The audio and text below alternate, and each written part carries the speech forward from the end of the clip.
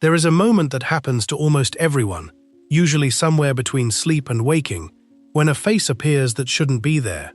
A voice you half recognize says something you can't quite hold on to. A room from your childhood rearranges itself into a hallway that never existed.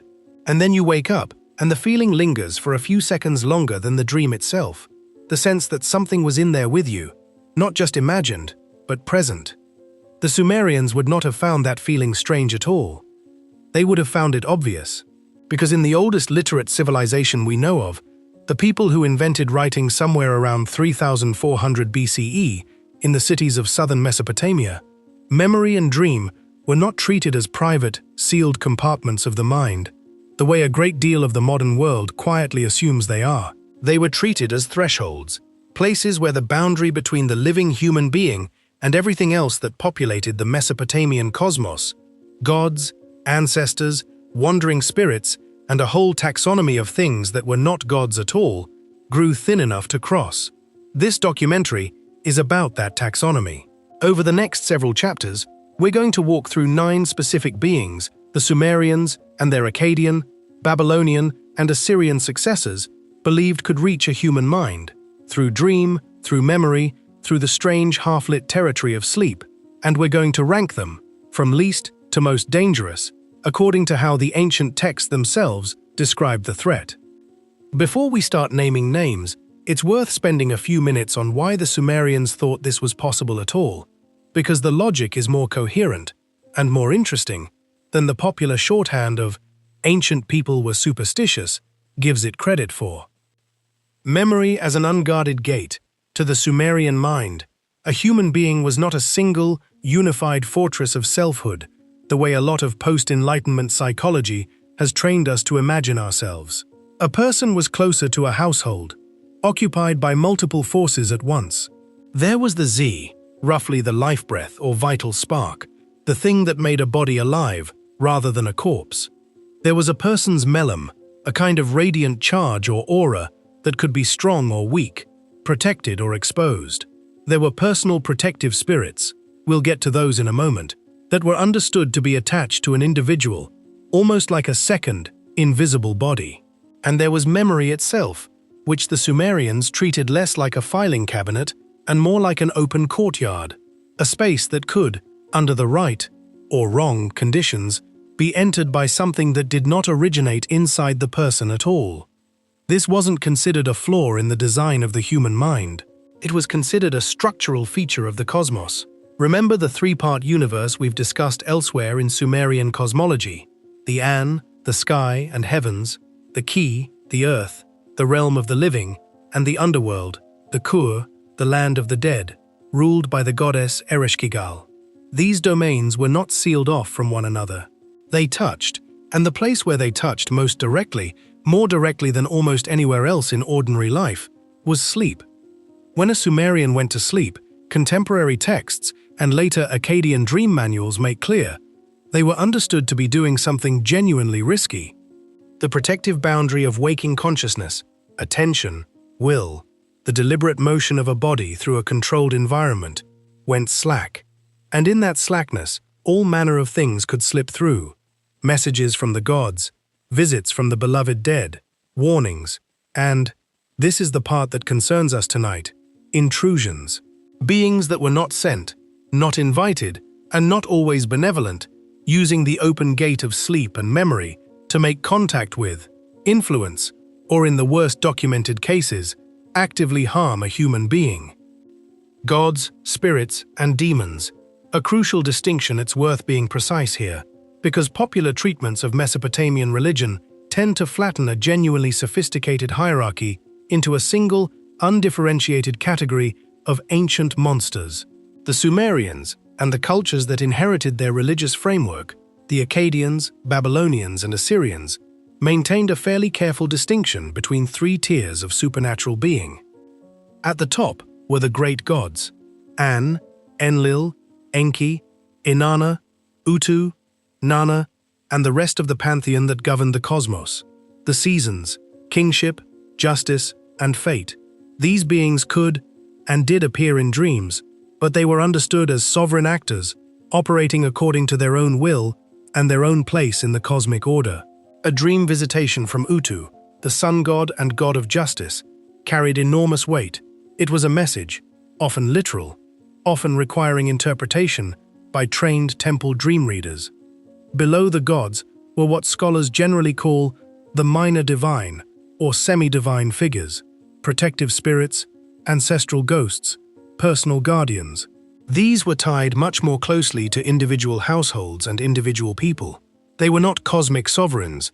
They were, in a sense, staff, assigned, attached, and, crucially for tonight's ranking, capable of being either helpful or, if neglected or angered, capable of causing harm. And at the bottom of this hierarchy, though by no means at the bottom of how much fear they inspired, were the beings usually translated into English as demons, though that word, borrowed from a much later Judeo-Christian and Greek framework, doesn't map perfectly onto what the Mesopotamians actually meant. The Akkadian and Sumerian terms for these beings, Utuku, Galu, Rabisu, Lilu, Lilitu, and others, describe entities that were not fallen angels or agents of a cosmic evil the way later demonology would frame them. They were something closer to a category of wild, ownerless force, things that existed at the margins of the ordered world the gods had built, that had no household, no shrine, no proper place in the key, and that consequently wandered into deserts, into ruins, into the space between waking and sleep, into memory itself. This is the framework you need to hold on to as we go through the ranking. The 9 beings on this list span all 3 tiers. Some are protective figures who only become dangerous under specific conditions. Some are genuinely malicious by nature. And the ranking we're building isn't a ranking of raw cosmic power. The great gods were unquestionably more powerful than any demon. It's a ranking specifically of how dangerous each being was understood to be to an individual human mind, to memory, to sleep, to the private interior territory the Sumerians believed every person carried and had to learn, with effort, to protect. Why offerings, incantations, and amulets mattered. One more piece of context before we begin, because it explains almost every ritual practice we're going to encounter across this list. Mesopotamian religion, at the household level, was overwhelmingly practical. It was not built primarily around abstract belief. It was built around maintenance, the same theme that runs through so much of Sumerian civilization, from irrigation canals to law codes, to the temple traditions built to service relationships between the human and divine. Protecting memory and sleep from unwanted intrusion was treated exactly like protecting a house from termites or a field from drought. A chronic, ongoing responsibility requiring specific, learnable techniques. Archaeologists have recovered thousands of amulets, incantation bowls, and protective figurines from Mesopotamian sites specifically designed to guard sleeping households against the beings we're about to discuss. We have entire libraries of exorcism texts, the Utuku Lemnutu series being the most famous, a set of incantation tablets whose title translates roughly as evil demons, compiled and recopied for well over 1,000 years by professional exorcist priests called the Ashipu. These were not fringe practitioners. The Ashipu held recognized, respected positions in Mesopotamian society, consulted by kings as readily as by farmers, called in specifically when someone's sleep had become disturbed, their memory confused, their personality subtly altered, all symptoms in the Mesopotamian medical religious framework that something had gained unwanted access. With all of that established, let's begin the countdown.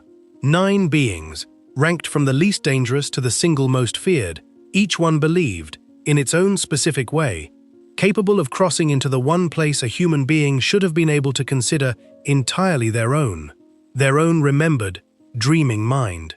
9. Protective ancestor spirits. The Giddim. We begin at the bottom of the danger ranking, with a category of being that most Mesopotamians did not fear so much as manage, the way you might manage an elderly relative who still lives in the house and still has opinions about how things ought to be done. These are the Giddim, or Gedim in some transliterations, the spirits of the dead. Who they were. In Sumerian and later Akkadian belief, death did not end a person's relationship with the living. When someone died, their Z, the animating breath force we mentioned in the introduction, was understood to depart for the underworld. The Kur, a grim, dusty, largely joyless realm, ruled by the goddess Ereshkigal, where the dead ate clay and drank stagnant water and existed in a kind of diminished, shadowy continuation of themselves. But something of the person also remained tethered, at least for a time and under the right conditions, to the world of the living, to their descendants, their household, and the specific places they had once occupied. This tethered remnant was the Giddim. Every Giddim was, in principle, somebody's ancestor, a father, a mother, a grandparent, occasionally a more distant relation. And every Giddim depended for its comfort in the afterlife on the ongoing attention of the living. This is one of the most consistent and well-documented features of Mesopotamian domestic religion, the Kispu ritual, a regular offering of food, water, and beer poured out and set aside specifically for the spirits of one's ancestors, usually performed by the eldest son of a household on a recurring schedule, sometimes monthly, tied to the lunar calendar. The logic here is straightforward and, once you sit with it, genuinely moving. The dead were not gone. They were dependent, and dependency, in a household-based society like Sumer's, created obligation running in both directions. The living owed the dead remembrance and sustenance, and the dead, when properly cared for, owed the living protection, guidance, and a benevolent presence in the background of ordinary life. Why they appeared in dreams? Given this framework, it should come as no surprise that the Giddim were understood to be among the most frequent visitors to human sleep. A dream in which a deceased parent or grandparent appeared, spoke, offered advice, or simply stood watching was treated, in the overwhelming majority of surviving dream texts and personal letters, as a positive and often deeply significant event. Cuneiform letters have survived, in which writers describe consulting deceased relatives in dreams for practical advice on business, marriage, and family disputes, exactly the way a living relative might be consulted. This is a crucial point for understanding the ranking we're building tonight. The Giddim's presence in memory and dream was, by default, welcome. It was not intrusion in the threatening sense. It was continuity, the household extending itself across the boundary of death rather than being severed by it. A remembered parent, in Sumerian belief, was not merely a psychological memory in the way a modern secular framework would describe it. That parent was understood to be, in some genuine sense, still there, still capable of visiting, still part of the family's ongoing story. When they became dangerous, and yet the Giddim occupy a place on this list, however low, precisely because that default benevolence was conditional, and the conditions could fail in ways that turned a welcome ancestor into something closer to a threat. The first and most common failure mode was neglect. A Giddim who was not properly fed through the Kispu offerings, whose name was forgotten, whose descendants failed in their obligations, was believed to grow restless, hungry, and eventually resentful. Mesopotamian medical magical texts describe a recognizable category of affliction: persistent insomnia, recurring nightmares, a general sense of being haunted or followed, attributed specifically to a neglected ancestor spirit seeking the attention it was owed. The prescribed remedy was almost never an exorcism in the sense of expulsion. It was restoration. Perform the Kispu properly, speak the name again, feed the spirit. The relationship, not the being itself, was the thing that had gone wrong. The second failure mode was more serious and touches directly on the theme of this documentary. The Giddim Lasanak, sometimes translated as the wandering dead or the unquiet dead, the spirit of someone who had died badly, death in battle far from home, death without proper burial, death without descendants to perform the Kispu at all. These circumstances were understood to produce a Giddim untethered from any household, with no ritual anchor and no one obligated to care for it. These wandering dead were categorized differently from ordinary ancestor spirits in the exorcism literature, closer in classification to the wilder, more dangerous entities we'll encounter later on this list. They were believed capable of attaching themselves not to their own descendants, who did not exist or could not be found, but to strangers, entering a stranger's sleep, lodging in a stranger's memory, feeding on attention and remembrance that was never rightfully theirs to claim. Ancient offerings to keep them peaceful. The practical religion built around the Giddim is, in many ways, the most completely documented ritual system on this entire list, because it operated at the scale of ordinary domestic life rather than temple-level ceremony. Archaeologists excavating private homes in cities like have found small chapel-like installations built directly into house floors, family vaults, sometimes literally beneath the floor of the main living room, where deceased relatives were interred, and where the living family continued to eat, sleep, and conduct daily business directly above them. This was not considered morbid. It was considered proximity, keeping the ancestors close, accessible, and easy to tend. The kispu offerings themselves typically consisted of bread, beer, water, and sometimes meat, poured or placed at a designated spot, often accompanied by the ritual speaking of the deceased's name, a practice scholars call invoking the name, and one that appears across an enormous range of Mesopotamian ritual contexts. The name mattered enormously in Sumerian and Akkadian magical thinking generally. To speak a name was to summon presence, and to have one's name spoken by the living, generation after generation, was understood as a form of genuine continued existence. Conversely, the worst fate imaginable for the dead, worse in some texts than the grim conditions of the underworld itself, was to have one's name forgotten entirely. A forgotten name meant a Giddim with no anchor, no offerings, and eventually, no restraint. For households that had lost track of a family line, or who wished to guard specifically against the wandering, untethered dead entering their sleep uninvited, additional protective measures existed.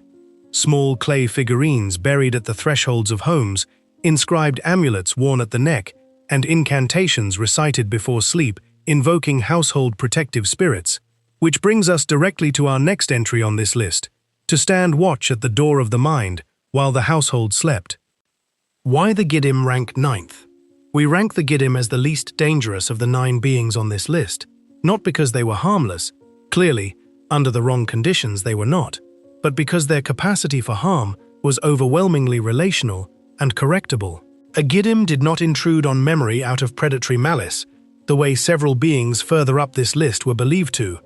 It intruded, when it intruded at all, out of grief, hunger, or the simple structural loneliness of being forgotten.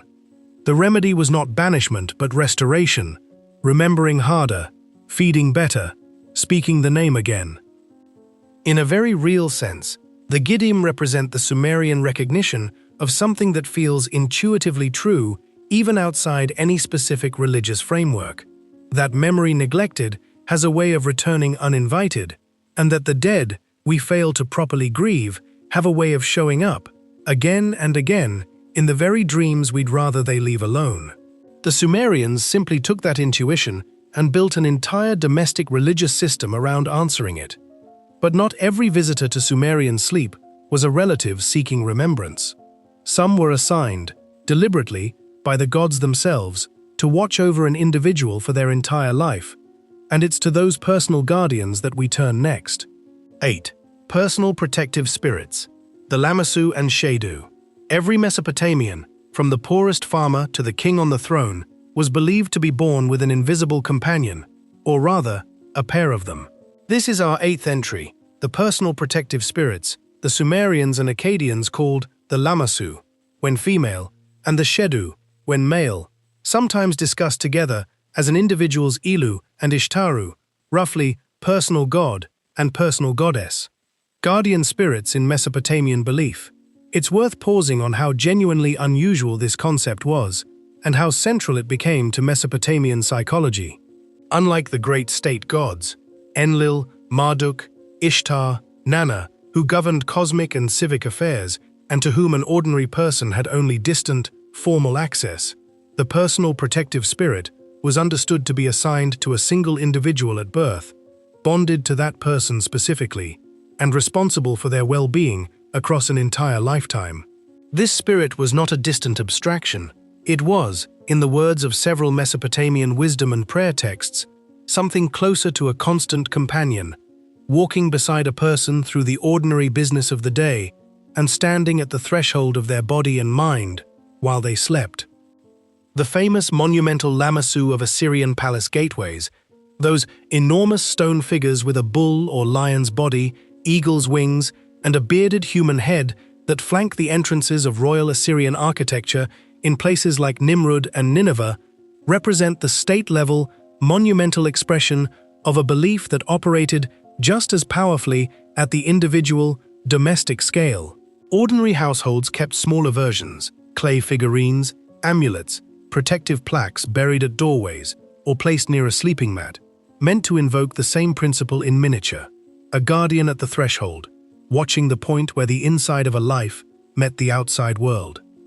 Memory as divine guidance, where the Giddim's presence in dreams was rooted in the continuity of family and remembrance. The personal protective spirit's role in dream and memory was understood very differently, as a channel for guidance. Mesopotamian prayer texts, especially the genre scholars call shu'ila prayers, raised hand prayers, personal petitions addressed to specific deities, repeatedly ask a person's Ilu and Ishtaru to intervene on their behalf, to stand at my head while they slept, and specifically to bring good, clarifying dreams rather than confused or frightening ones. This connects to one of the most practically important beliefs in the entire Mesopotamian dream tradition, the idea that a properly functioning personal protective spirit acted as a kind of filter.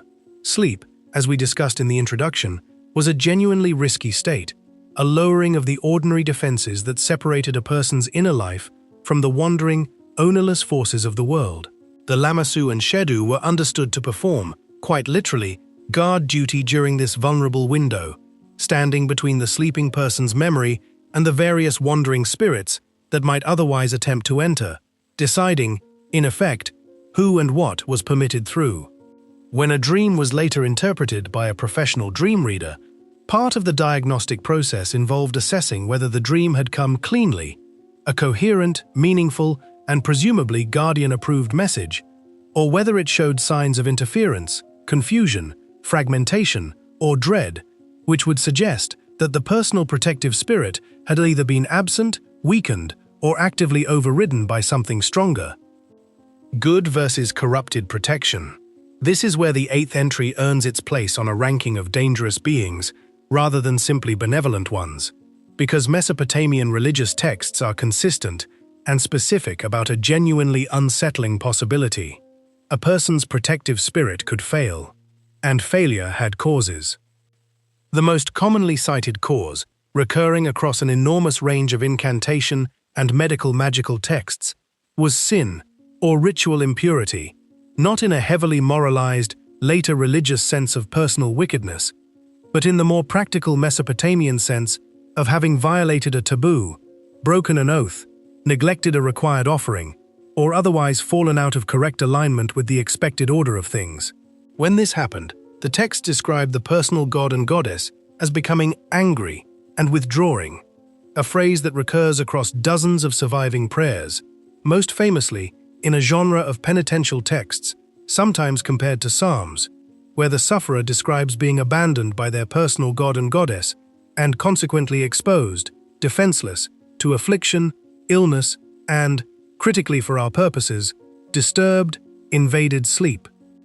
The famous Babylonian poem, sometimes called the Babylonian Job, properly titled the Ludlul Bel Nemeki, or I Will Praise the Lord of Wisdom, describes exactly this progression in vivid, first-person detail. A man of previously good standing who finds his personal god and goddess have inexplicably turned away from him, and who consequently suffers a cascade of physical illness, social isolation, and, described at length, tormented, sleepless nights filled with terror, as though something had gained access to him, specifically because his usual guardian had stepped back from the door. There is a second, rarer, and more explicitly dangerous scenario described in some of the exorcism literature: the corrupted, or evil protective spirit, an Ilu Lemnu, an evil personal god. This was understood as a genuinely different and more frightening situation than mere withdrawal. Rather than a guardian simply failing to show up for duty, this describes something that had once served a protective function turning actively hostile, whether through some cosmic misfortune, in how the individual's fate had been assigned at birth, or through a specific curse that had inverted the relationship. Where an absent guardian left a person exposed to outside intrusion, a corrupted guardian was, in a sense, the intrusion itself, the very thing meant to stand watch at the threshold of memory, instead working against the person from the inside. Why the Lamassu and Shedu rank 8th? We place personal protective spirits just above the ancestor ghosts on this danger, ranking for a specific reason.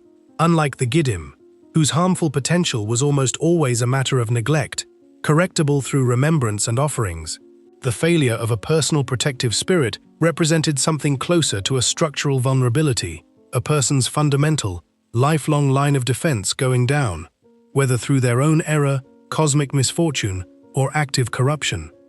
When this happened, the danger wasn't the guardian itself, so much as everything the guardian's absence exposed a person to. A house with its watchman asleep, or worse, turned traitor, is more dangerous than a house with no watchman ever assigned at all, because the household had structured its entire sense of safety around an assumption of protection that had quietly stopped being true. This is precisely why so much of Mesopotamian personal religious practice, daily offerings, careful attention to omens, scrupulous observance of ritual purity requirements, was oriented not toward appeasing hostile forces directly, but toward keeping one's personal Alu and Ishtaru satisfied and present. The logic mirrors something we see across the whole civilization. From irrigation to law to temple maintenance, protection was never a one-time achievement. It was a relationship requiring constant, active tending, and the moment that tending lapsed, whatever had been kept out by the relationship's presence had an opening. Not every visitor that used that opening arrived with hostile intent, however. Some of what came through, when the gates were open and the household was in good standing, was understood as something else entirely, a deliberate communication, sent on purpose by powers considerably higher up the cosmic order than any personal guardian spirit. And that brings us to our 7th entry. 7. Dream messengers, the divine envoys of sleep. Our 7th entry is not a single named being in the way most of the rest of this list will be, but a functional category that Mesopotamian religion took at least as seriously as any individually named demon. The dream messenger, a being, sometimes a recognizable minor deity, sometimes an unnamed intermediary figure, sometimes the god or goddess in question appearing directly, dispatched specifically to deliver a message through the medium of sleep. Messages sent through dreams. The belief that the great gods communicated with mortals, primarily through dreams, runs through essentially the entire span of Mesopotamian literature, from the earliest Sumerian royal inscriptions through the latest Assyrian royal annals, more than 2,500 years later. Kings in particular were understood to receive direct dream communications from their patron deities regarding military campaigns, building projects, and succession. And Mesopotamian royal inscriptions frequently cite a specific dream as the divine authorization for a major undertaking. Gudea, the famous ruler of the city-state of Lagash in the 22nd century BCE, left behind some of the most detailed surviving dream narratives in the ancient world, describing in an extended temple hymn a dream in which the god Ningirsu appeared to him, accompanied by symbolic figures and objects, instructing him in highly coded imagery to rebuild the god's temple. A dream so ambiguous that Gudea required the help of the goddess Nanshe, herself invoked specifically as an interpreter of dreams, to understand what he had actually been told to do. This points to something important about how the Mesopotamians understood dream messengers to operate. The message was rarely delivered in plain language. It arrived encoded, in symbols, in strange juxtapositions, in figures who spoke in riddles or who communicated through gesture and object rather than direct statement. This is precisely why dream interpretation became a specialized, professionalized discipline rather than something any individual was expected to manage alone. Temple dream interpretation. Mesopotamian temples maintained what scholars sometimes call incubation practices, deliberate rituals designed to invite a dream message under controlled, sanctioned conditions, rather than simply waiting for one to arrive unbidden. A person seeking guidance, healing, or resolution to a difficult decision, could travel to a temple, undergo purification rituals, and sleep within the sacred precinct itself, in the expectation that the presiding deity or a messenger sent on the deity's behalf would visit them directly in that protected space. This practice reflects something crucial about where the dream messenger sits in our danger ranking relative to the beings above and below it. A dream received through proper temple incubation was understood to be about as safe and controlled an encounter with the supernatural as Mesopotamian religion had to offer, comparable to consulting a physician in a hospital rather than encountering an unknown illness on the street. The temple environment itself, saturated with ritual purity, priestly oversight, and the concentrated presence of the god being petitioned, was believed to make it extremely difficult for anything other than the intended, sanctioned message to get through. Once received, these dreams were brought to professional interpreters, a role connected to, though distinct from, the exorcist priests we discussed earlier, who worked from established interpretive manuals. The most complete surviving example is the Assyrian dream book, sometimes called the Zarkik text, named for Zarkik, a god specifically associated with dreams and the wind, understood in some traditions as the being who actually carried dream messages from the gods to sleeping mortals. This text catalogues an enormous range of specific dream contents: falling, flying, particular animals appearing, particular actions taken within the dream, and assigns each one a specific, largely standardized meaning, treated less like symbolic poetry and more like a diagnostic reference manual. Symbolic memory manipulation. Here is where the seventh entry earns its modest but real place on a ranking of dangerous beings. Even a sanctioned, divinely sent dream messenger was understood to be doing something to the recipient that carried genuine risk, reshaping memory and altering perception, sometimes permanently. In the service of a message the recipient had not necessarily consented to receive in the form it arrived. Mesopotamian texts describe individuals waking from significant dream encounters fundamentally changed. Gudea rebuilding an entire temple complex on the strength of a single symbolically dense night's sleep. Kings reversing major decisions. Ordinary petitioners altering the course of their lives based on a single interpreted vision. The texts are also candid about the fact that not every dream messenger was necessarily what it presented itself to be. A recurring anxiety across Mesopotamian dream literature concerns the possibility of a false or misleading dream, a message that arrives with all the outward markings of divine communication, but that in fact originates from a lesser, unreliable, or even actively deceptive source.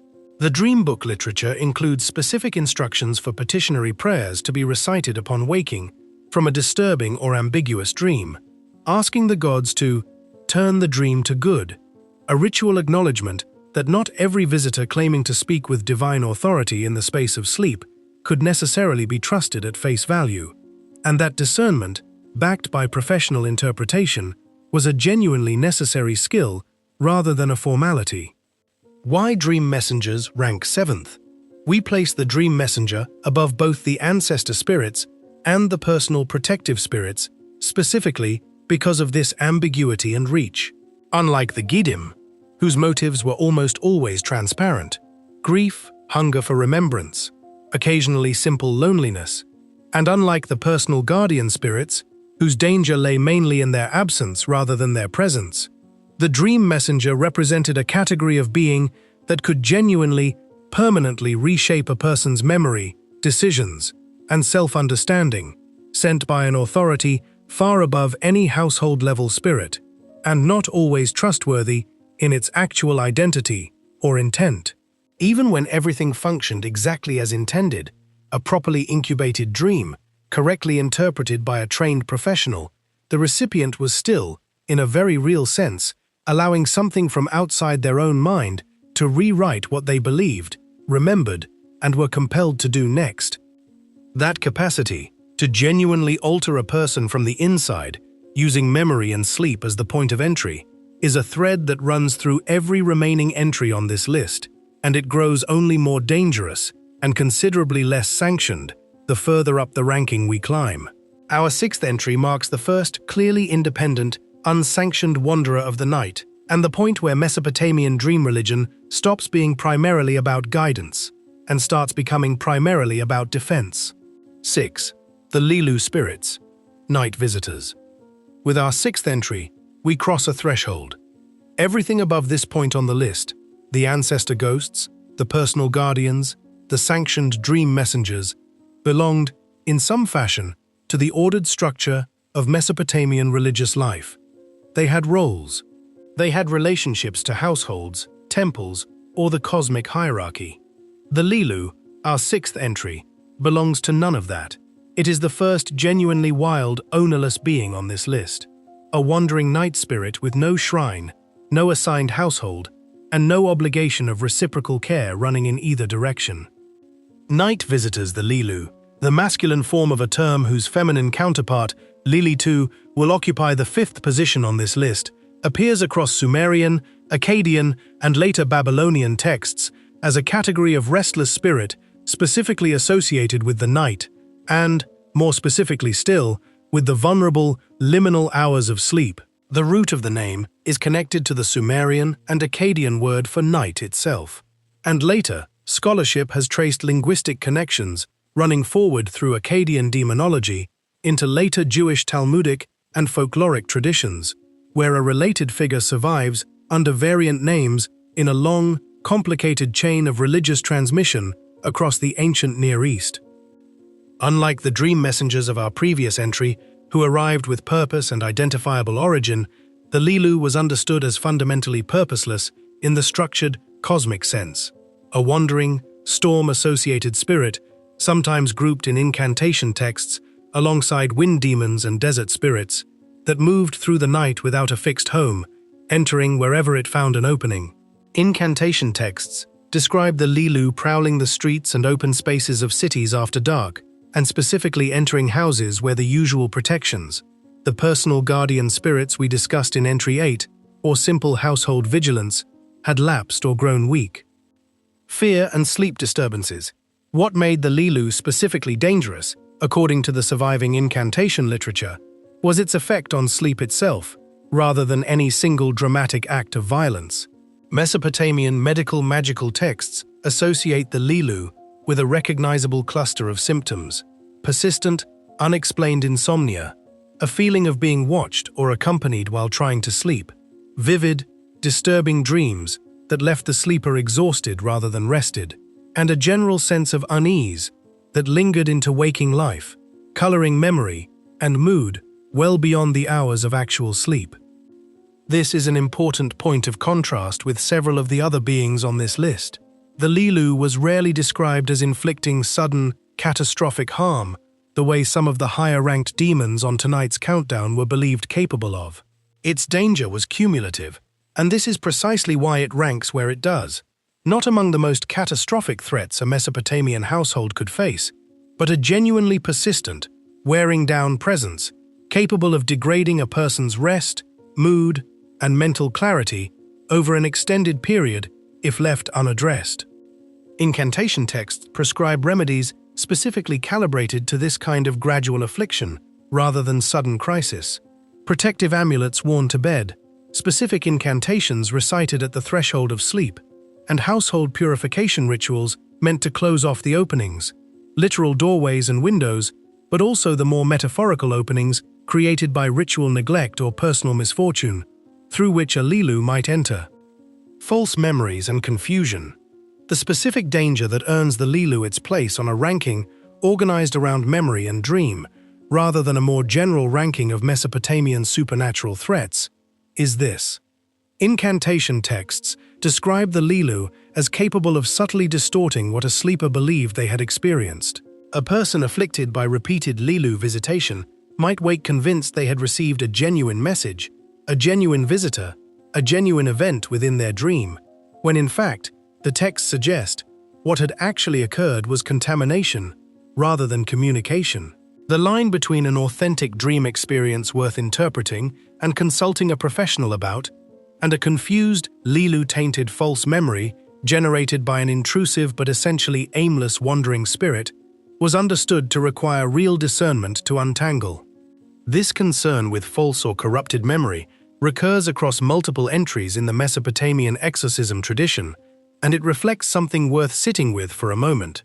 An ancient civilization that had already, independently of any modern psychological framework, arrived at the recognition that memory is not a perfectly reliable recording device, that it can be shaped, distorted, or overwritten by forces, whether we frame those forces as literal spirits, as the Sumerians did, or as ordinary psychological processes, as a modern reader might, operating largely outside conscious control, particularly during the vulnerable state of sleep. Why the Lilu ranks sixth? We place the Lilu above the sanctioned dream messenger and above both categories of protective spirit, precisely because it represents the first, genuinely unsanctioned, ownerless intrusion on this list. A being with no obligation to the household it entered, no message it was authorized to deliver, and no reciprocal relationship a family could maintain to keep it satisfied the way they could with an ancestor spirit through the Kispu offerings. There was no feeding a Lilu into good behavior. There was only keeping it out, through vigilance, protective ritual, and the maintenance of exactly the kind of household spiritual order this entire documentary keeps returning to as the central Mesopotamian preoccupation.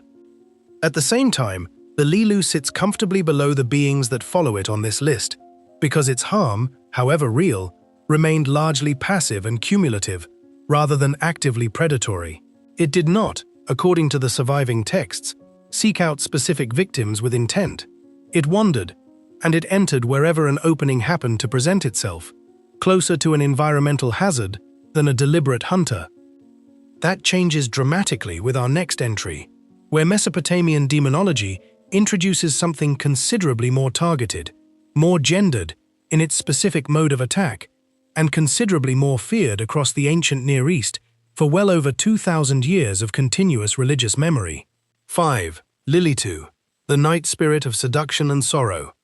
Our fifth entry is, by a wide margin, the most culturally persistent being on this entire list, a figure whose name and core mythology survived the collapse of Mesopotamian civilization itself, traveling forward through more than 2,000 years of religious transmission into Jewish folklore, medieval demonology, and ultimately into contemporary popular culture, under a name most modern audiences will recognize immediately, even without any background in Assyriology: Lilitu, the feminine counterpart to the Lilu we've just discussed, and the figure later traditions would come to call Lilith. The female night spirit. In the earliest Mesopotamian sources, Lilitu appears as a specific category of female night demon, distinct from, but closely associated with the Lilu, and with a third related figure, the Ardat Lili, a term sometimes translated as Maiden of the Night or Handmaid of Lilitu, describing a spirit specifically associated with young women who had died before marriage, a category of death Mesopotamian culture treated with particular concern, since it represented a life cut off before its expected fulfillment, and consequently a spirit believed especially prone to restless, unresolved wandering.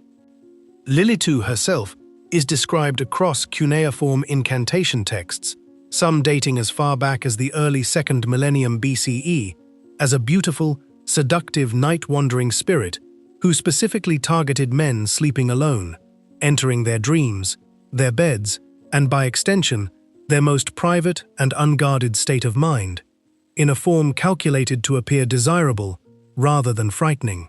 This is a crucial distinction from the Lilu and from most of the other beings on this list, where the Lilu was described as an ambient, wearing-down presence, and the higher-ranked demons we'll discuss shortly were described as overtly terrifying.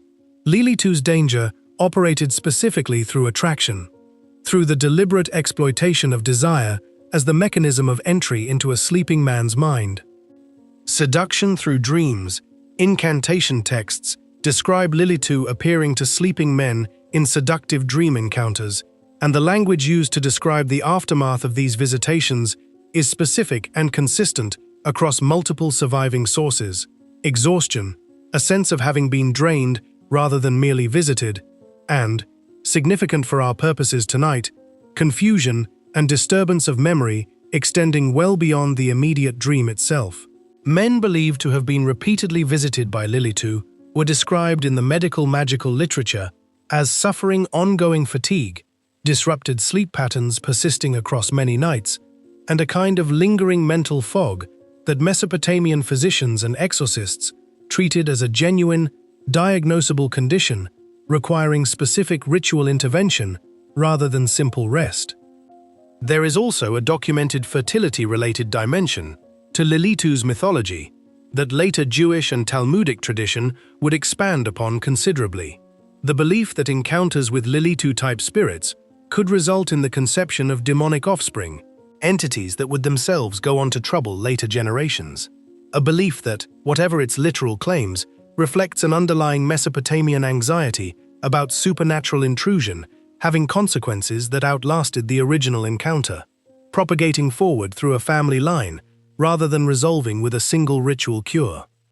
Emotional manipulation. What separates Lilitu from the sixth-ranked Lilu and earns her the higher position on this list is the deliberateness the texts attribute to her.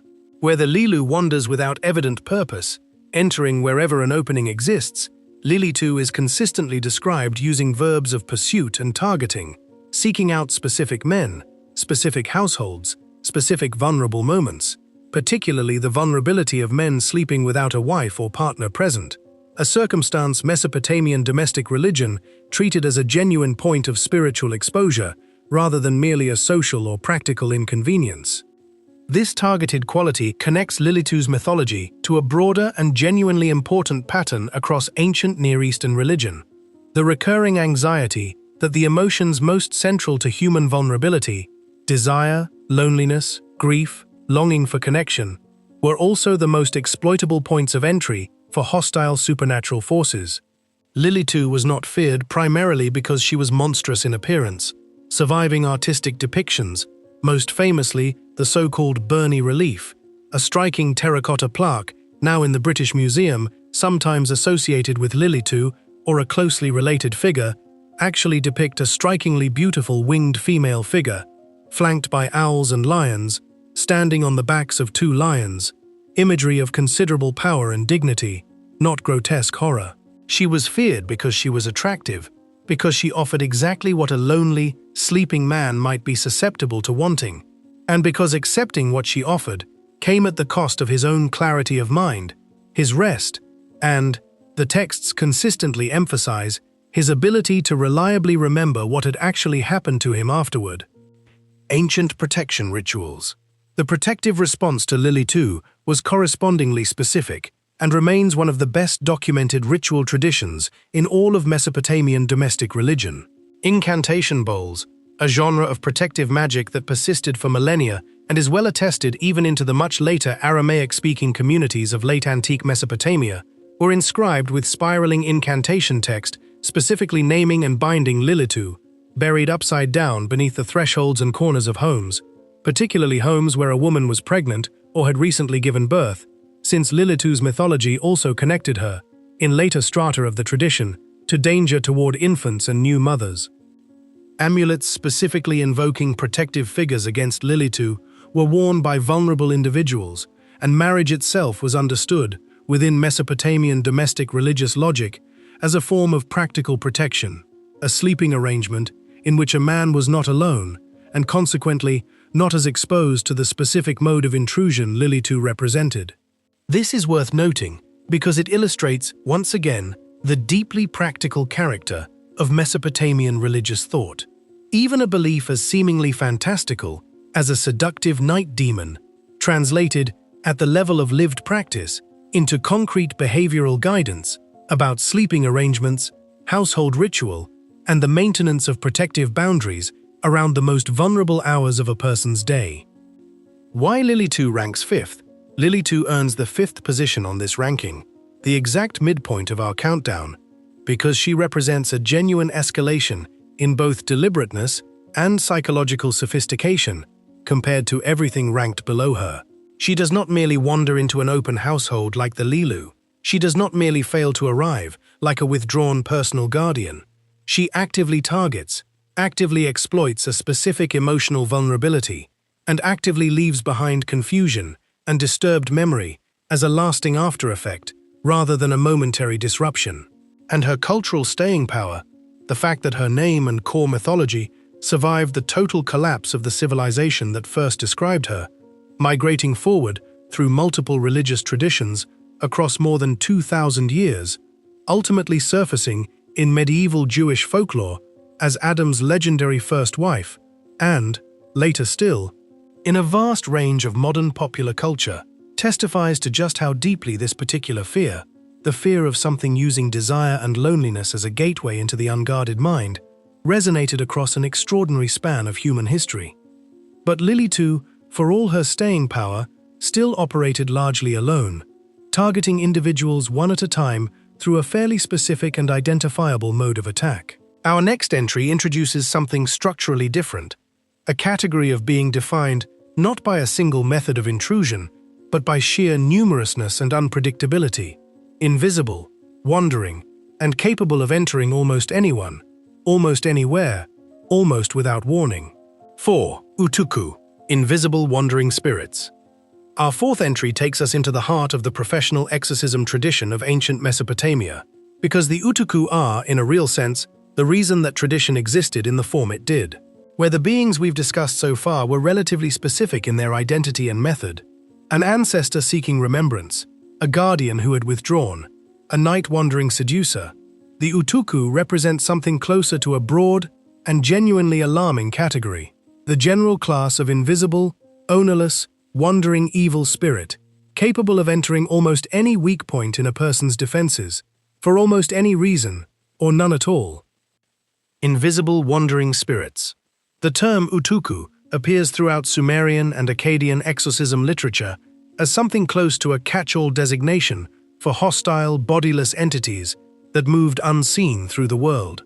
A categorization broad enough that later scholars sometimes translate it simply as demon, in the most generic sense the word can carry. But the specificity of the surviving texts pushes back against treating the Utuku as vague or undifferentiated. The Great Incantation series, known as the Utuku Lemnutu, evil Utuku demons, or more broadly, evil demons, represents one of the largest and most systematically organized bodies of protective magical literature to survive from the ancient world. A sequence of tablets, compiled and recopied by professional exorcist priests across well over a millennium, cataloging the behavior, origin, and vulnerabilities of these wandering spirits in exhaustive, almost bureaucratic detail. What emerges from this literature is a picture of the Utuku as fundamentally placeless beings, spirits with no shrine, no household, no assigned function within the cosmic order the great gods had established. Some texts describe them as having been created directly by the sky god An, then cast out or released to wander when they proved too disruptive to have a fixed role. Others describe them as arising from the chaotic margins of creation itself, the leftover disorder that persisted even after the gods had organized the world into its proper structure. Whatever their precise origin, according to any given text, the consistent theme is displacement. The Utuku belonged nowhere, and consequently could, in principle, turn up anywhere. Entering weak minds. This placelessness is precisely what makes the Utuku's relationship to memory and sleep so distinctive on this list, and considerably more dangerous than the more targeted, method-specific beings ranked below them. Incantation texts describe the Utuku as entering through almost any point of weakness, a body already weakened by illness, a household whose protective rituals had lapsed, a mind already destabilized by grief, fear, or exhaustion. Once inside, the Utuku's effect on memory is described in terms considerably more severe than the confusion associated with the Lilu or the seductive distortion associated with Lilitu. Sufferers are described as experiencing not merely disturbed sleep, but a kind of creeping alienation from their own recollection of events, forgetting things they should remember, remembering things that apparently never happened, and losing the confident, stable sense of self-continuity that Mesopotamian medicine treated as a basic marker of psychological health. The exorcism texts are notably specific about the physical and behavioral symptoms associated with Utuku affliction: persistent headache, a sensation the texts describe using language that translates roughly to a feeling of being seized or gripped, disturbed digestion, and, repeatedly emphasized, a change in the sufferer's personality and demeanor noticeable to family members before the sufferer themselves fully registered that anything was wrong. This last detail is worth sitting with, because it reflects a genuinely sophisticated piece of ancient psychological observation, that the earliest and most reliable evidence of a mind under intrusion often comes not from the sufferer's own self-report, but from the people around them noticing a change first. Signs of spiritual influence. Diagnosing an utuku affliction was treated as a serious professional undertaking, requiring the involvement of the ashipu, the exorcist priest, who approached the problem with a methodology that modern scholars have noted bears a striking structural resemblance to clinical diagnosis. A careful catalogue of symptoms, cross-referenced against an established body of prior case knowledge, recorded in the incantation series itself, leading to identification of the specific type of spirit responsible and the specific ritual protocol required to address it. Crucially, Mesopotamian medical magical thought did not treat supernatural affliction and physical illness as separate categories, the way a great deal of later Western thought would come to. The utuku, and demonic affliction generally, were understood as a genuine category of illness, sitting alongside categories we would today separate out as purely physiological.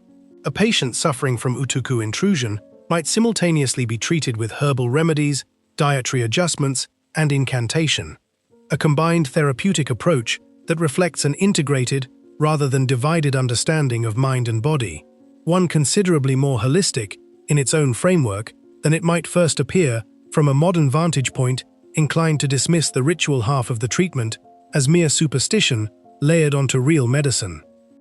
Exorcism traditions. The formal exorcism ritual for utuku affliction, as reconstructed from the surviving tablets, was an elaborate, multi-stage affair, often extending across several days and involving purification of both the patient and their household. Incense was burned at doorways.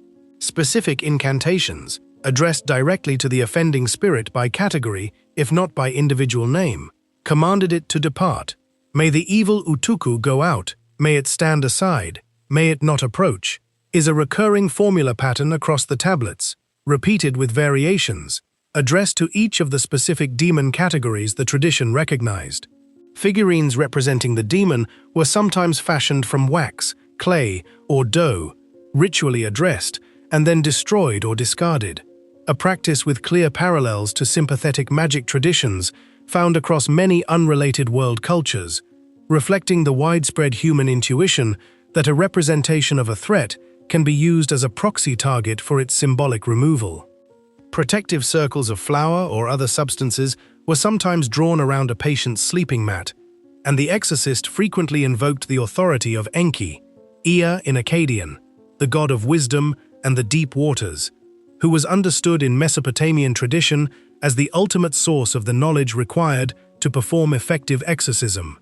His son Marduk, or in Sumerian tradition, his son Asaluhi, frequently appears in these texts as an intermediary figure, learning the correct ritual procedure directly from his father and then relaying it to the human exorcist performing the rite, a narrative device that gave the entire exorcism tradition a claimed lineage running directly back to the god most closely associated, as we discussed in earlier chapters of Sumerian cosmology, with the deep waters and the fundamental principles of civilization itself. Why the Utuku rank fourth? The Utuku earn their position above Lilitu, and above every being ranked below her, because of their sheer unpredictability and breadth of access. Lilitu targeted a specific vulnerability through a specific, comprehensible method. The Lilu wandered, but remained a relatively contained, cumulative nuisance. The Utuku, by contrast, represented an entire, largely undifferentiated category of threat, capable of entering through almost any weakness, producing effects considerably more severe and more destabilizing to a person's basic sense of continuous identity, and requiring the full, elaborate machinery of professional exorcism to properly address rather than simple household-level protective ritual. It's worth noting, too, that the sheer volume of surviving Utuku-related exorcism literature, tablet after tablet, recopied across well over 1,000 years of continuous scribal tradition, from the Old Babylonian period through the library of Ashurbanipal itself, testifies to how seriously and how frequently Mesopotamian society believed itself to be genuinely at risk from this category of intrusion. This wasn't a folk belief operating at the margins of respectable religion. It was a fully professionalized, state-supported medical religious discipline, staffed by trained specialists, consulted by kings, and documented with a rigor that any serious student of ancient science has to reckon with. Whatever their own metaphysical commitments about whether the entities being described were literally real. But even the broad, unpredictable danger of the Utuku pales, in the ancient texts themselves, next to a considerably more focused and more explicitly aggressive category of being. One associated not with wandering chaos, but with deliberate enforcement, dispatched with specific purpose from the one place in the Mesopotamian cosmos every living person feared above all others, the underworld itself. 3. Galu demons, underworld enforcers. Our third entry marks the point on this list where Mesopotamian demonology stops describing chaotic, ownerless wandering and starts describing something closer to institutional menace. Beings that were not masterless at all, but dispatched, sent with specific purpose and specific authority from the underworld itself, by the one figure in the entire Mesopotamian pantheon whose domain no living person could refuse to eventually enter. Underworld enforcers, the Galu, sometimes rendered Gala in Sumerian, appear across a significant body of Sumerian and Akkadian literature as the enforcement arm of Ereshkigal, the grim queen of the underworld, and her court. Unlike the Utuku, whose origin the texts describe with a certain vagueness befitting their placeless nature, the Galu's origin and function are described with considerable specificity. They were the underworld's law enforcement, dispatched to the world of the living for one overriding purpose: to retrieve someone or something that belonged, by cosmic accounting, in the realm of the dead. The most famous and complete surviving account of the Galu in action comes from the great Sumerian myth of Inanna's descent to the underworld, one of the most emotionally sophisticated and structurally complete narratives to survive from ancient Mesopotamia. In this myth, the goddess Inanna travels to the underworld to confront her sister Ereshkigal, is killed and hung on a hook by Ereshkigal's judges, and is eventually revived and permitted to return to the world of the living, but only on the condition that she provide a substitute to take her place in the land of the dead, since underworld law, even for a goddess, permitted no one to leave without someone else entering in their stead. To enforce this condition and ensure the substitute was actually delivered, Ereshkigal dispatches a company of Galu demons to accompany Inanna back to the surface world, described in the text in genuinely chilling terms as beings who know nothing of ordinary human comfort or mercy. They do not eat bread, they do not drink water, they do not accept offerings, they cannot be bribed, appeased, or delayed by any of the ordinary social and ritual mechanisms that governed relationships with every other category of being we've discussed so far on this list. Stealing peace of mind. This is the crucial distinction that elevates the Galu above the Utuku in our danger ranking, and it bears directly on the theme of memory and dream that runs through this entire documentary. Where the Utuku could, in principle, be negotiated with, exorcised, driven off through the correct combination of ritual and professional intervention, the Galu, in Mesopotamian belief, were understood as fundamentally immune to that entire category of response. They were not wandering chaos, looking for any convenient opening. They were purposeful, authorized, and singularly focused on their assigned task. And when that task involved a specific human being, the surviving texts describe a psychological terror considerably more acute than anything associated with the beings ranked below them, precisely because there was no ritual off-ramp, no offering, no negotiated settlement available. In the Inanna myth, the Galu demons pursue the goddess through several cities, and at each stop, Inanna's own attendants and family members plead for mercy on her behalf, at real risk to themselves. The demons remain unmoved by every appeal until they finally locate Dumuzi, Inanna's husband, who, in a detail that has troubled and fascinated readers of this text for thousands of years, is found not mourning his wife's apparent death, but seated comfortably on his throne, dressed in fine clothes, seemingly indifferent to what has befallen her. Enraged, Inanna herself directs the Galu toward him, and it is Dumuzi who is ultimately seized and dragged down to the underworld in her place. What matters for our purposes tonight is the specific language the myth uses to describe the Galu's effect on those they pursued and eventually seized. An overwhelming, inescapable dread that settled into the mind well before any physical confrontation occurred. A documented ancient description of what we might now recognize as acute, anticipatory terror, the sense of being hunted by something that could not be reasoned with, delayed, or misled, and that consequently occupied a person's thoughts and disturbed their sleep long before it ever physically arrived. Obsession and relentless fear. This psychological dimension of the Galu's danger is reflected extensively in the exorcism and incantation literature outside the Inanna myth as well. Texts describing Galu affliction consistently emphasize obsessive, intrusive fear as a primary symptom. A sufferer unable to stop thinking about death, unable to sleep without dreaming of pursuit, unable to shake the conviction that something was specifically coming for them, by name, with legitimate underworld authority behind the pursuit. This is meaningfully different from the more diffuse personality disturbance associated with ordinary utuku affliction.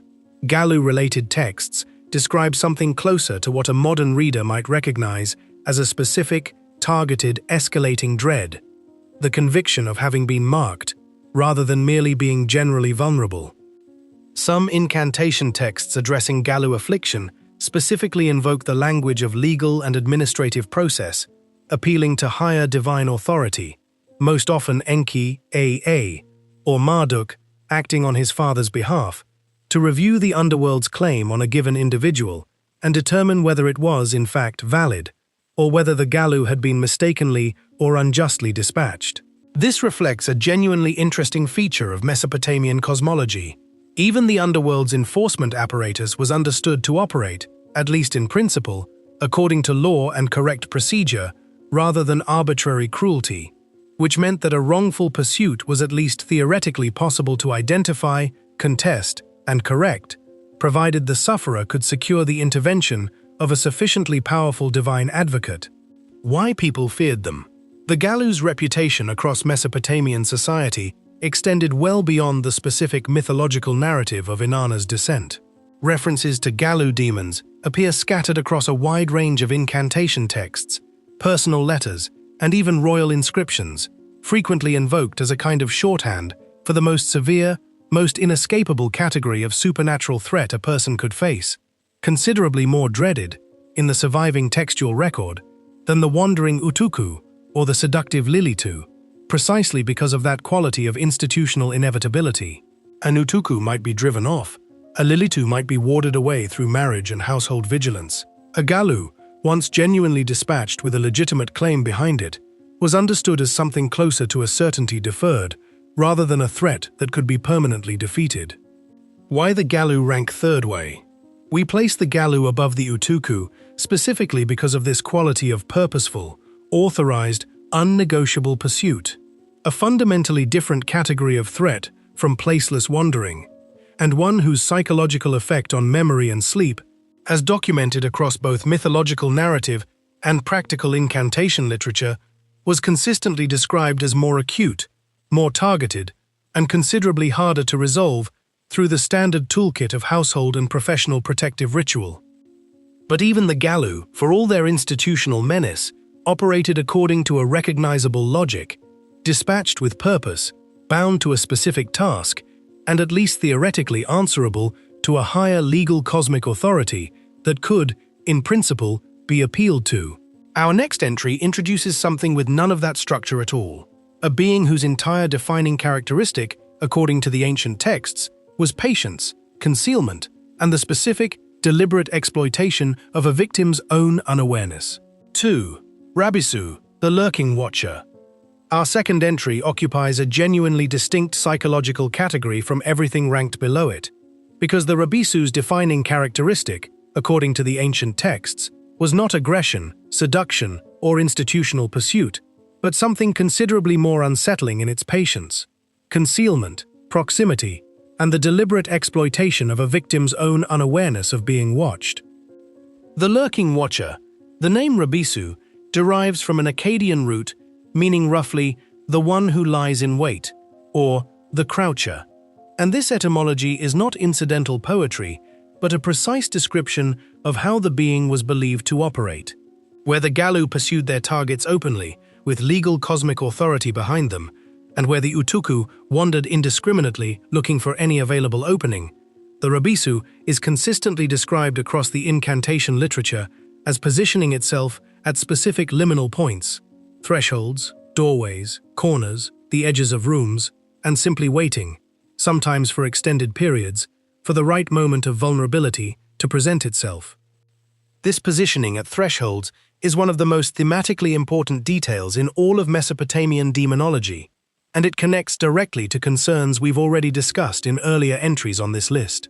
Thresholds, the physical boundary between inside and outside, between a protected household space and the unregulated world beyond it, were treated across Mesopotamian ritual practice as points of exceptional vulnerability, requiring their own dedicated protective measures, buried figurines, inscribed amulets, specific incantations recited upon crossing. The Rabisu was understood to specifically exploit this vulnerability, not by forcing entry the way a more aggressive being might, but by simply being present at the threshold, unnoticed, for as long as it took for the household's vigilance to lapse even slightly. Waiting for vulnerable victims. Incantation texts describe the Rabisu targeting individuals at their most exposed moments. Illness, exhaustion, grief, the period immediately following childbirth, and, significantly for the theme of this documentary, the specific vulnerability of sleep and half-waking states, when a person's attention was at its lowest and their memory of the transition between wakefulness and dream was least reliable. Several surviving medical magical texts describe a condition attributed specifically to Rabisu affliction, involving a sensation of paralysis or heaviness experienced upon waking or falling asleep, the sufferer aware, in some dim fashion, of a presence in the room, but unable to move, speak, or fully orient themselves to confirm or dispel what they were sensing. Modern readers familiar with the well-documented physiological phenomenon of sleep paralysis, a genuine neurological state occurring at the boundary between REM sleep and waking consciousness, during which the body's normal sleep-related muscle paralysis persists briefly into a state of partial wakefulness, frequently accompanied by vivid, often frightening hallucinations of a presence in the room, will likely notice the resemblance immediately. This is a documented cross-cultural pattern. Societies across an enormous range of unrelated times and places have independently developed remarkably similar mythological explanations for what is, in contemporary clinical understanding, a specific and well-characterized sleep phenomenon. The Mesopotamian description of the Rabisu, waiting silently at the threshold and pressing its influence onto a sleeper unable to move or cry out, sits comfortably within this broader pattern. Not proof of anything supernatural, but a striking testament to how consistently human beings, across radically different cultures and eras, have reached for a similar explanatory framework when confronted with this specific, disorienting bodily experience. Psychological terror. What distinguishes the Rabisu from every being ranked below it on this list and earns its position in second place is the specific quality of dread the surviving texts associate with it, not the acute, targeted fear of active pursuit associated with the Galu, and not the diffuse personality disturbance associated with generalized Utuku affliction, but a slower, more corrosive anxiety rooted specifically in the awareness, or half-awareness, of being watched by something that had not yet acted. Incantation texts addressing Rabisu affliction repeatedly use language emphasizing concealment and ambush rather than open confrontation. The demon is consistently described as hidden, lurking, positioned in darkness or shadow, waiting rather than approaching. This produces a genuinely distinct category of psychological affliction in the Mesopotamian medical magical framework, not the sudden terror of pursuit, but a chronic, low-grade unease, specifically rooted in uncertainty, the sufferer unable to confirm whether they were actually being watched, unable to fully rest because of that uncertainty, and consequently caught in a kind of self-reinforcing cycle in which the fear of the Rabisu's presence produced exactly the kind of disturbed, hyper-vigilant sleep that made the Rabisu's actual predatory opportunity more likely to arrive. Several texts explicitly connect prolonged Rabisu-related anxiety to a documented decline in the sufferer's reliability of memory and judgment. A person who has not slept properly for an extended period, worn down by the specific dread of an unconfirmed watching presence, becoming measurably less capable of clear thought. A consequence Mesopotamian physicians and exorcists appear to have observed and documented with real clinical attentiveness, whatever supernatural framework they wrapped their observations in. Ancient defensive practices. Protection against the Rabisu focused heavily, and specifically, on the thresholds and liminal points the being was believed to favor.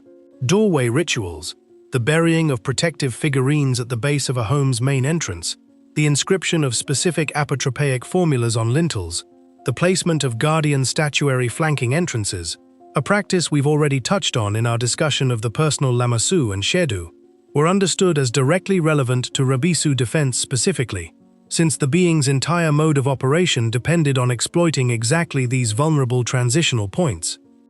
Additionally, and distinctively among the beings on this list, texts addressing Rabisu affliction place unusual emphasis on the act of naming and confronting the presence directly, incantations, instructing the afflicted person, or the exorcist acting on their behalf, to explicitly declare awareness of the lurking demon, to name it specifically as Rabisu, rather than referring to it vaguely, on the apparent logic that a being whose entire power derived from concealment and unawareness could be meaningfully weakened simply by being correctly identified and openly acknowledged. This is a genuinely distinctive piece of Mesopotamian magical theory, and one that resonates, whether by coincidence or by some more durable insight into human psychology, with a great deal of later and even contemporary therapeutic thinking about anxiety and dread, that naming a fear precisely, rather than leaving it vague and unconfronted, is itself a meaningful step toward disarming it. Why the Rabisu ranks second?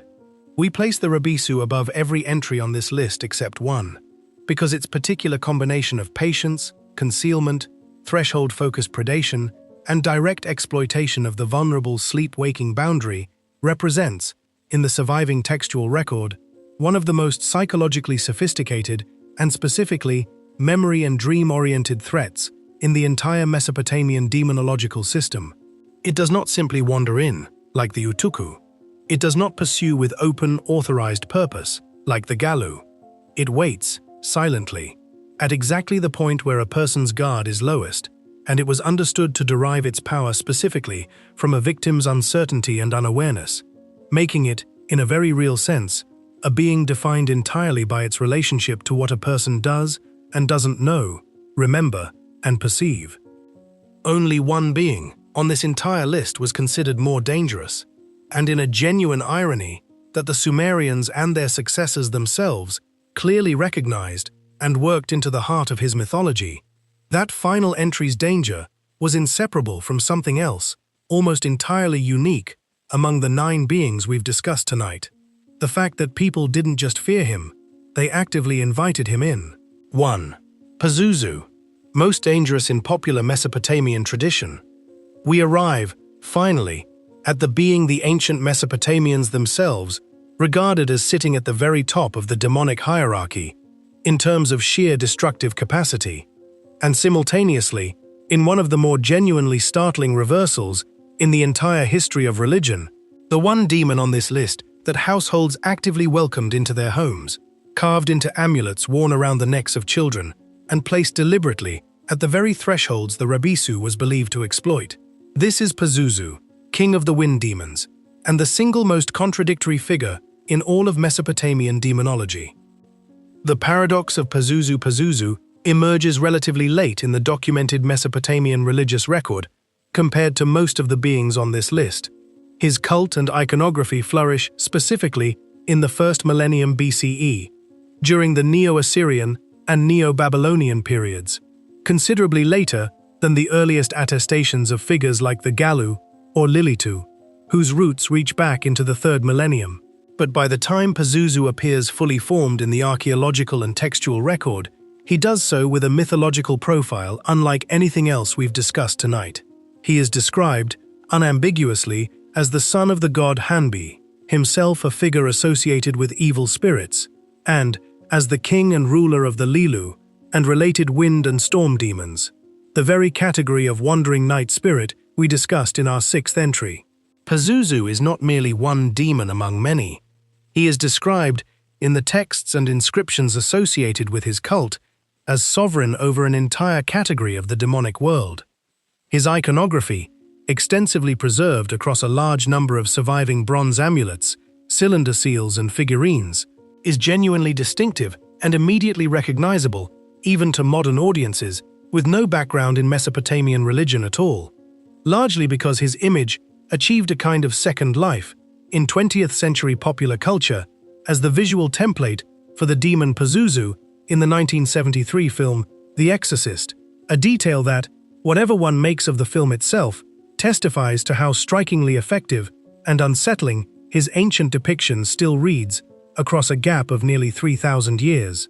He is typically shown with a canine or leonine face, bulging eyes, a scaly body, taloned feet, a scorpion's tail, and 2 pairs of wings, a composite, chimeric form drawing together threatening features from multiple categories of dangerous animal, standing upright in a rigid, confrontational posture with one hand raised, as though frozen mid-gesture of either attack or command. Protector and destroyer. Here is the genuine paradox that earns Pazuzu the top position on this list. The surviving inscriptions and incantation texts associated with him describe an entity capable of extraordinary, sweeping harm, a bringer of famine and locust plagues, a controller of destructive winds, capable of devastating entire regions of crops and settlement, and specifically, repeatedly, the single most feared and most consistently invoked opponent of Lamashtu, an entirely separate and even more universally dreaded demoness associated specifically with harm to pregnant women and infants, whom we have not covered as a distinct entry on this list, only because Pazuzu's own mythology is defined so completely in relation to her. Lamashtu, in Mesopotamian belief, was understood as one of the very few genuinely malevolent beings with no redeeming function whatsoever within the cosmic order, a demoness who preyed specifically and exclusively on the most vulnerable members of Mesopotamian society, infants and women in childbirth, with no documented negotiated relationship, no offering-based appeasement system, and no professional exorcism protocol that reliably worked against her on its own terms. Against this singularly feared threat, Mesopotamian households turned specifically and repeatedly to Pazuzu, not despite his own terrifying destructive power, but precisely because of it. The logic, made explicit in surviving inscriptions on Pazuzu amulets and figurines, was that only a being as powerful and as fearsome as Lamashtu herself could reliably drive her away, and that Pazuzu, for reasons the texts frame as a matter of his own inclination or a specific negotiated cosmic arrangement, rather than any inherent benevolence, was willing to serve that specific protective function when properly invoked. This is why bronze Pazuzu figurines and amulets have been recovered across an enormous geographic range of Mesopotamian sites, frequently found specifically in the graves and living quarters associated with women and young children. His monstrous face, deliberately positioned facing outward from doorways and thresholds, precisely the vulnerable points the Rabisu was believed to exploit, functioning as a kind of demon set to guard against demons, a solution to supernatural threat that required inviting an even greater supernatural threat into one's home and hoping its power would be directed outward rather than inward. Influence over fear and memory. Pazuzu's relationship to memory, dream, and sleep, the specific theme running through this entire documentary, operates on 2 entirely distinct registers that reflect his fundamentally dual nature. As a threat in his own right, texts describe him, consistent with his rulership over the broader Lilu category of wind and night spirits, as capable of the same kind of sleep disturbance, confusion, and psychological erosion associated with the beings we've already discussed, but amplified by his considerably greater cosmic authority and destructive reach. An affliction from Pazuzu himself, rather than one of his subordinate spirits, was understood as a genuinely severe crisis requiring the highest level of ritual intervention available. But as a protective figure, invoked deliberately and specifically, Pazuzu's presence in a household's ritual life was understood to operate in precisely the opposite direction. His fearsome image, displayed prominently and specifically at the thresholds of sleep, worn as an amulet by a pregnant woman, positioned near a sleeping infant's crib, displayed on the wall of a bedroom, was believed to actively shape and protect the dream and memory space of the vulnerable person under his guard, standing as a kind of terrifying sentinel whose sheer menace was calibrated specifically to be more frightening to Lamashtu and her associated afflictions than to the person he had been invoked to protect. This dual function makes Pazuzu unique among every being discussed on this list. Every other entry occupied a single, relatively stable position relative to human safety: protective, neutral but conditional, or actively hostile. Pazuzu occupied both positions simultaneously, depending entirely on the specific relationship a household had established with him through ritual invocation. And this fundamental instability, this genuine uncertainty about whether his tremendous power was working for or against the person experiencing it, is precisely what the ancient sources themselves treat as the most psychologically potent aspect of engaging with him at all. Why his image was both feared and respected the Tigranes. The archaeological record makes clear that Pazuzu's image was treated with a degree of ritual seriousness and careful handling that distinguishes it from most other protective figurines in the Mesopotamian material record. Several surviving bronze Pazuzu statuettes are designed with a ring at the top of the head specifically for suspension, meant to be hung, displayed, positioned deliberately rather than simply placed. And inscriptions found on some of the larger examples include specific instructions for exactly where and how the figure should be positioned to maximize its protective function, while presumably minimizing whatever risk was associated with his own independently dangerous nature. This careful, respectful handling reflects something genuinely important about how the Mesopotamians themselves understood the entire hierarchy of beings we've discussed across this documentary. Danger, in Mesopotamian religious thought, was not simply something to be eliminated wherever encountered. It was something to be understood, categorized, and where possible, redirected, turned, through correct ritual knowledge and careful, respectful engagement, from a threat into a resource. Pazuzu represents the furthest and most dramatic extreme of this principle, the single most feared demon of the entire tradition, transformed, through precise ritual understanding of exactly what he was and exactly how his power operated, into the single most sought-after guardian a vulnerable household could invoke. Why Pazuzu ranks first? We place Pazuzu at the very top of this ranking, not simply because the ancient texts describe him as more destructively powerful than every other being on this list, though they consistently do. Sweeping storms, famine, plague, and sovereignty over the entire subordinate category of lesser wind and night demons we've already discussed as independently dangerous in their own right. We place him first because his relationship to human memory, dream, and psychological well-being was uniquely, deliberately, and irreducibly double-edged in a way none of the other 8 entries on this list ever were. Every other being occupied a comprehensible, relatively fixed position, helpful when properly maintained, or harmful when encountered. Pazuzu was both, simultaneously, by design, a being whose invited, welcomed presence in the most intimate and vulnerable spaces of Mesopotamian domestic life, the bedside of a sleeping infant, the threshold of a new mother's room, depended entirely on trusting that his terrifying power, capable by every account of genuinely catastrophic harm, would continue pointing outward rather than in.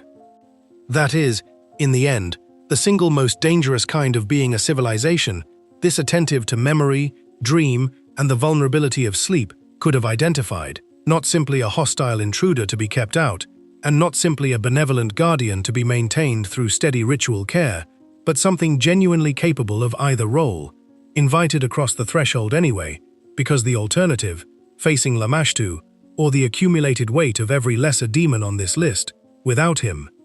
We've now walked through all 9 beings, the Sumerians, Akkadians, Babylonians, and Assyrians, believed capable of reaching into human memory, and human sleep, from the quietly grieving ancestor spirits, who simply wanted to be remembered, through the guardians whose absence left a person exposed, past the sanctioned but ambiguous messengers of the gods, into the genuinely wild, unowned wandering spirits of the night, and finally to the underworld's enforcers, the patient watcher at the threshold, and the singular, contradictory figure of Pazuzu, feared above all others and welcomed above all others in the very same breath. What these beings reveal about ancient psychology, taken together, this taxonomy tells us something considerably more interesting than a simple catalogue of ancient superstitions. It tells us that one of the very first literate civilizations in human history had already arrived, independently and through millennia of careful, cumulative observation, at a genuinely sophisticated model of the vulnerable, permeable nature of human memory and sleep. They recognized that grief could return uninvited if left unaddressed. They recognized that a person's sense of safety depended on relationships requiring constant, active maintenance rather than one-time achievement. They recognized that desire and loneliness could be genuine points of exploitation. They recognized, in the specific, targeted symptomatology associated with beings like the Rabisu, something that lines up with startling precision against a real, well-documented neurological phenomenon we would not formally characterize in clinical terms for another several thousand years. And in Pazuzu, they arrived at perhaps the single most psychologically mature insight of the entire tradition, that the line between protector and threat is not always a fixed, stable boundary, and that sometimes the only way to guard the most vulnerable parts of a human life is to make an uneasy, carefully managed peace with something genuinely dangerous, rather than pretending danger can always simply be kept outside the door. Memory, fear, and spirituality in Sumerian culture. None of this required, on the part of the Sumerians and their successors, any concept of the mind that we would today call purely secular or purely psychological. They built their entire understanding around gods, spirits, and demons, around thresholds and offerings and incantations. But underneath that specific cosmological vocabulary sits an observational tradition that any honest reader has to respect.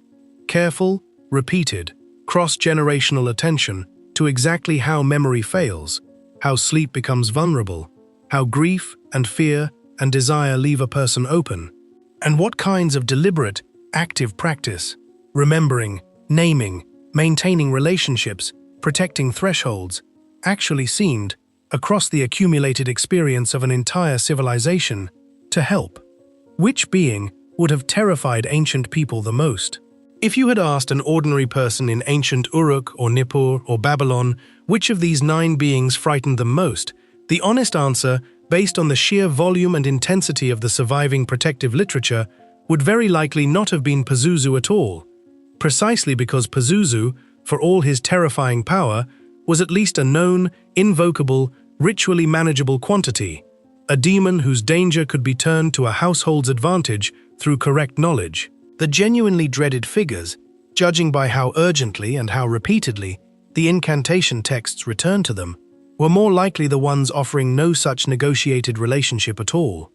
Lamashtu, whose predation on the most vulnerable had no true remedy of her own, and the patient, concealed watching of the Rabisu, whose entire power depended on a person never quite being certain whether they were being watched at all, a particular, quiet, threshold-dwelling species of dread that, whatever framework you bring to it, still reads as recognizably, uncomfortably human 5,000 years later. What the Sumerians left behind, in the end, across 9 categories of being and thousands of surviving incantation tablets, is not simply a museum piece of ancient religious belief. It's a genuinely careful record of a civilization thinking hard, generation after generation, about the same questions that still occupy us whenever the lights go out and the ordinary defenses of a waking, deliberate mind go quiet. What gets in, when we're at our least guarded, and what it actually takes: vigilance, remembrance, careful maintenance of the relationships that protect us, to keep our own memory, our own rest, and our own sense of self genuinely, reliably ours. If this journey through the Mesopotamian underworld of sleep and memory was worth your time, consider subscribing for more deep dives into the beliefs, fears, and forgotten sciences of the ancient world. There are thousands of years of human observation still waiting, patiently, in the clay.